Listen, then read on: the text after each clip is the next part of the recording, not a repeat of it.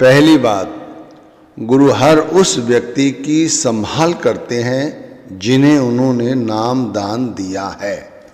दूसरी बात, आंतरिक गुरु का स्वरूप केवल भजन सुमिरन द्वारा ही प्रकट होता है। तीसरी बात, गुरु जरूरत पड़ने पर हमारे अपने आप मार्गदर्शक बन जाते हैं, हमें क्या करना है और क्या नहीं करना है। शुरुआत स्वामी जी महाराज से करते हैं। आप जी कहते हैं, सतगुरु मेरी सुनो पुकार, मैं टेरत बारंबार। हमें जब भी कोई दुख परेशानी आती है तो हम अपने गुरु को टेरते हैं, उन्हें पुकारते हैं कि मेरी पुकार सुनो और मेरे इस दुख का निवारण करो। गुरु हर नामधारी का ख्याल रखता है, वो हमारी चिंताओं से अवगत है, इसीलिए वो हमें चिंता मुक्त रखता है। हमारी ज़रूरतों को वो जानता है, इसीलिए वो ज़रूरत से पहले ही हमारी ज़रूरत को पूरी कर देता है। जैसे नन्हे बच्चे का ख्याल उसकी माता उसके पिता रखते हैं, ठीक वैसे ही शब्द स्वरूपी गुरु भी हमारी देख रेख करते हैं, हमारी संभाल करते हैं।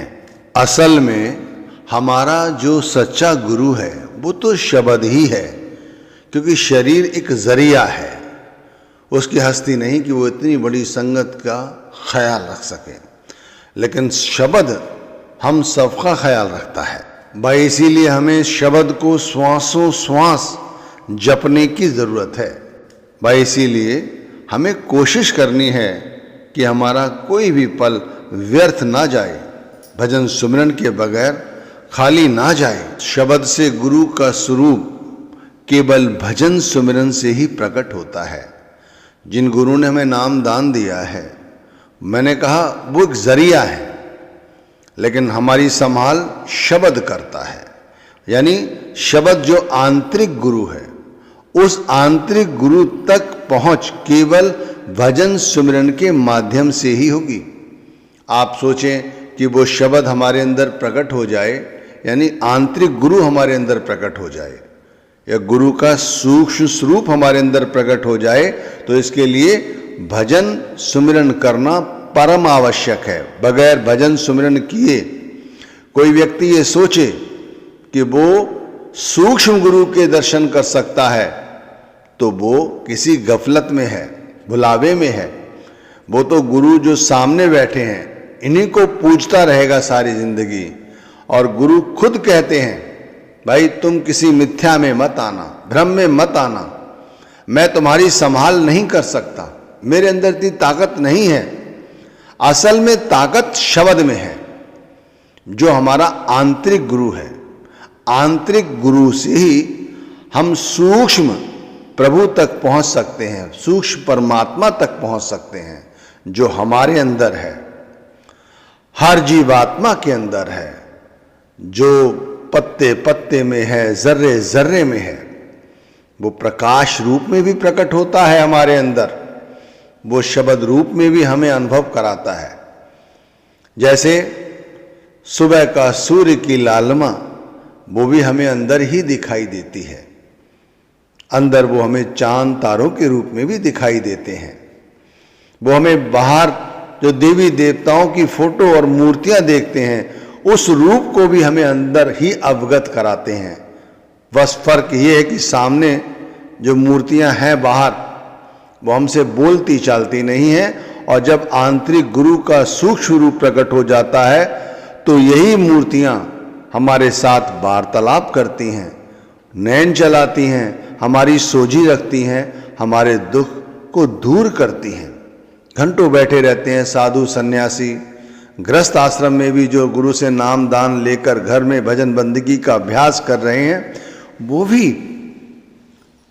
उन्हीं मूर्तियों का ध्यान करते होते अंदर सूक्ष्म प्रभु तक पहुंच जाते हैं। तो भाई इसीलिए मैं आपसे कह रहा हूं कि बाहरी स्वरूप गुरु का एक जरिया है, असल में गुरु हमारा ये शब्द है।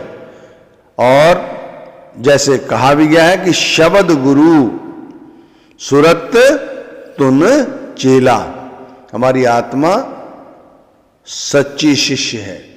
वो सच्ची शिष्य है जो अपने अंदर गुरु के सूक्ष्म रूप को प्रकट कर लेती है। कैसे? भजन सुमिरन के जरिए। रास्ता केवल भजन सुमिरन ही है और कोई दूसरा तीसरा रास्ता नहीं है। इसीलिए कहते हैं स्वामी जी महाराज, गुरु मोय अपना रूप दिखाओ, गुरु मोय अपना रूप दिखाओ। शब्द रूप जो रूप तुम्हारा, वामे भी अब सुरत पठाओ, गुरु मोय अपना रूप दिखाओ। सुमिरन, ध्यान और भजन करते समय कई रूप गुरु के अंदर प्रकट होते हैं। बार बार जो रूप हमारे अंदर प्रकट हो और हमें ऊपर की ओर चढ़ाए, आप समझ जाइए वही सच्चा गुरु का स्वरूप है। लेकिन उस स्थिति में भी हमें अपना भजन सुमिरन या ध्यान जो कुछ आप कर रहे हैं वो छोड़ना नहीं है। ऐसा नहीं है कि आप उसे छोड़कर और उस स्वरूप के पीछे लग जाएं जो आपके ध्यान में आ रहा है। जो असल है परमात्मा का रूप, वो आपके सामने आ जाएगा, बार बार आ जाएगा। बंद आंखों से भी दिखाई देगा और खुली आंखों से भी दिखाई देगा। वो चलते फिरते भी दिखाई देगा, वो सोते जागते भी दिखाई देगा। हमें सिर्फ एक टकटकी लगाकर अपने भजन सुमिरन को पूर्ण दर्जा देना है। जैसे जैसे ख्याल में गुरु का ये स्वरूप पकता जाएगा, आपको एहसास होगा कि हाँ, ये पूर्ण रूप से परमात्मा है जो हमारी संभाल करते हैं। तो वो आपसे बोलेगा, बतलाएगा, आपकी सुनेगा, आप उसकी सुनोगे। जैसे शुरू में विनती की गई कि हमें 24 घंटे परमात्मा अंग संग दिखाई देता है, सतगुरु हमें अंग संग दिखाई देता है। तो ये कैसे हुआ? केवल भजन सुमिरन करने से ही हुआ। आप भजन सुमिरन पर केंद्रित रहे, आपके अंदर कोई रूप प्रकट हुआ।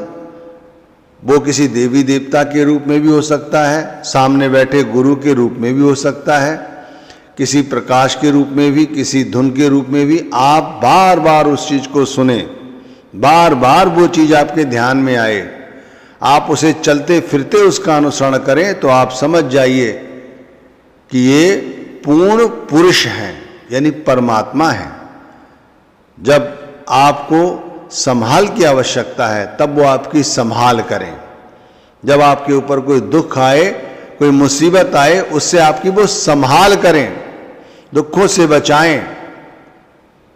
जहां आपको कोई जरूरत है उनकी वो आपको राय भी दें, तब जान जाइए गुरु का पूर्ण रूप है। हमें यहीं पर समझ जाने की जरूरत है। बहुत सारे ऐसे लोग हैं जिन्हें गुरु ने अपना रूप दिखाया है, उन्हें बताया है, समझाया है, उनके काज सवारे हैं, लेकिन उसके बाद जब काम निकल जाते हैं तो फिर हम अपना नजरिया बिल्कुल बदल लेते हैं। जैसा था पहले फिर वैसे ही हो जाते हैं। फिर भूल जाते हैं कि ये बताओ इतना बड़ा काम मिनटों सेकंडों में हो गया। अरे किसने किया? वो गुरु ने ही किया, शब्द ने किया।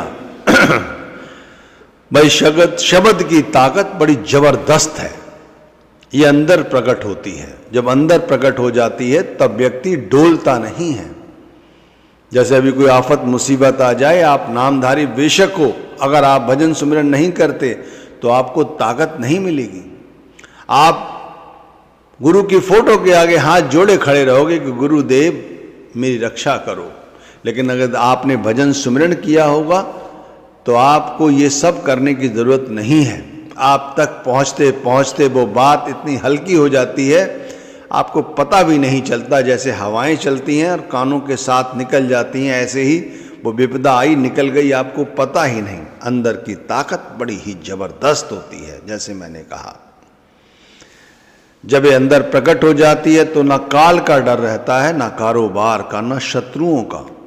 बड़े बड़े काम कैसे होंगे, बच्चों की परवरिश कैसे होगी, कैसे बच्चों की शादी होगी, कैसे नौकरी लगेगी, कैसे बहन भाइयों की ज़रूरतों को पूरा कर पाएंगे, अपने आप सब होता चला जाता है भाई। छोटा सा कारोबार हो तब भी, छोटी सी नौकरी हो तब भी, और यदि बड़ा कारोबार भी है, बड़ी नौकरी भी है, तब भी बड़े बड़े रोग लग जाते हैं, बड़े बड़े दुख और संकट आते हैं भाई। कोई लोभ, वासना, क्रोध जो अंदर की मैं मेरी है, सब लंपटपन दूर हो जाता है जब वो अंदर शक्ति उत्पन्न होती है तब। इसीलिए भजन बंदगी बहुत जरूरी है। कहते हैं प्रभु का सिमरन सबते ऊंचा, प्रभु के सिमरन उधरे मूंचा, प्रभु के सिमरन तृष्णा बूझे, प्रभु के सिमरन सब कुछ सूझे। परमात्मा के नाम का सिमरन सब कामों से भला है। नाम के सिमरन से हम विकारों से बचे रहते हैं, माया से बचे रहते हैं, हमारी तृष्णा मिट जाती है, हमें काल का डर नहीं रहता। तो भाई नाम का सुमिरन 24 घंटे करने का अभ्यास बनाओ। चलते फिरते, सोते, जागते, उठते, बैठते, हर वक्त नाम जप चलता रहे, ऐसा अभ्यास बना लिया जिसने, समझो उसने जीवन जी लिया अपना। शुरू में आपसे चर्चा की गई कि गुरु हर वक्त अंग संग रहते हैं। तो भाई ये तो शब्द के सुमिरन भजन द्वारा ही संभव है। जब हमारी आत्मा शब्द में समा जाती है तब हमें ऐसा लगता है कि गुरु हमेशा हमारे अंग संग हैं। शब्द स्वरूपी गुरु आंखों के केंद्र पर आकर ठहर जाते हैं। फिर ऐसा लगता है कि जैसे कोई तारा अंतर में टिमटिमा रहा है, अंतर में प्रकाश की किरणें फूट पड़ती हैं, बहुत सारे बात का संगीत अंदर सुनाई देता है। बाहर का प्रकाश और बाहर का संगीत अंदर के संगीत से मेल नहीं खाता। अंदर का संगीत अद्भुत है, जिसके विषय में जितना समझाया जाए वो कम है। जब कोई व्यक्ति ये स्वयं करे, स्वयं देखे, स्वयं अनुभव करे, तब पाएगा कि वाकई में जो बाहर बताया गया है वो तो कुछ भी नहीं है। यहां तो पूर्ण शांति है, पूर्ण समर्पण है, पूर्ण आनंद है, यहां सब कुछ है, बाहर तो कुछ भी नहीं। लेकिन भाई ये स्वयं करने से होगा, सुनी सुनाई बातों से नहीं। जैसे जैसे आपका भजन बढ़ेगा, जैसे जैसे आपका ध्यान बढ़ेगा, जैसे जैसे आपका सुमिरन बढ़ेगा, वैसे वैसे गुरु के स्वरूप की निकटता आपके अंदर पौड़ती चली जाएगी। जैसे सामने गुरु बैठे हुए हैं, आप उन्हें देखते हैं तो एक सीमित दायरा है। आप इन्हें अंदर देखो तो क्या देखोगे? आप बाहर ही बैठे हुए गुरु को अंदर देखोगे।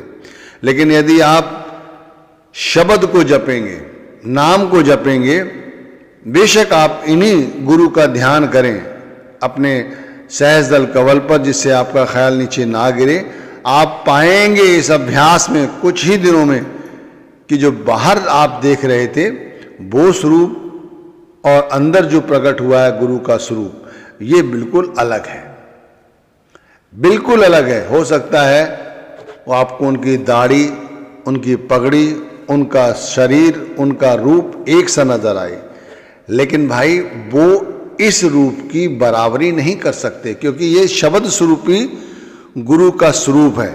इसके अंदर प्रकाश है, इसके अंदर ज्योति है। इसीलिए ध्यान करते करते अचानक आपको ऐसा लगता है जैसे वो रूप किसी प्रकाश के रूप में परिवर्तित हो गया या किसी धुन के रूप में परिवर्तित हो गया। तो ये गुरु का सूक्ष्म रूप हुआ, जिसे आपने भजन सुमरन के माध्यम से अंदर में पाया है। जैसे शुरू में विनती की गई कि गुरु मार्गदर्शक भी हैं, तो जब हमें जरूरत पड़ती है तब वो हमारा मार्ग प्रशस्त करते हैं। जैसे हमें बच्चों की शादी करनी है, हमें कोई नया कारोबार करना है या कोई अन्य कार्य, तो गुरु अपने आप हमारी मति उस ओर जोड़ते हैं। करना है तो जोड़ेंगे और नहीं करना है तो हमें वहाँ से हटाएंगे। इस तरह अंदर से हमें गुरु प्रेरणा देते हैं, ये काम करो, ये काम ना करो। गुरु के दर्शनों की बात करें तो गुरु के दर्शनों के चक्कर में ना पड़ो, भजन सुमिरन पर ध्यान दो।